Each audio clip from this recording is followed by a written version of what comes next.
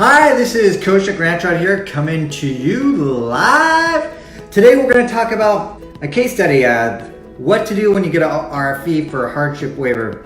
I just had a consultation with someone who hired an attorney and they filed the hardship waiver, but they didn't file it in a way that would be in the client's best interest because it was not well prepared. Unfortunately, there was a statement of reason and that was it, and there was no legal brief, and the supporting arguments didn't demonstrate the exceptional hardship. So it's really extremely important that the hardships are fleshed out. In this situation, their hardships were just basically stated, and that is not enough. It needs to be backed up with evidence. It needs to be demonstrated through not only fleshing out exactly what would happen if you faced hardship as a U.S. citizen or permanent resident if you had to go back to the home country, but also it needs to be backed up with evidence. And in this situation,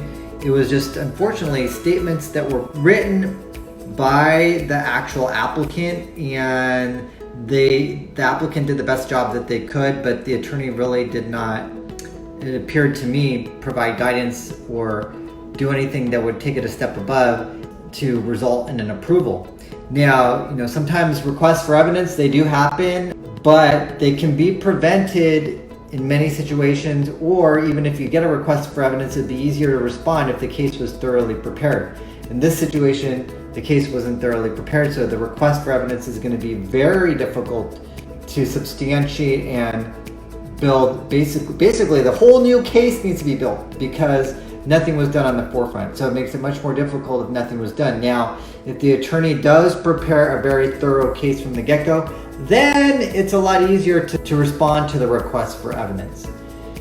So if you're in a situation where you get a request for evidence, and sometimes if you hire a new attorney, they may need to start over and rebuild the whole case just as if it was a new filing, depending upon what was done. So I invite you to contact us at 916-613-3553.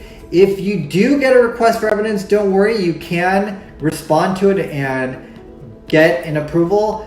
We've done that in many, many situations. You just need to make sure that you get the right legal counsel. And if you have questions, call us at 916-613-3553 or email us at info@Ranchod Law. Thanks and have an awesome day.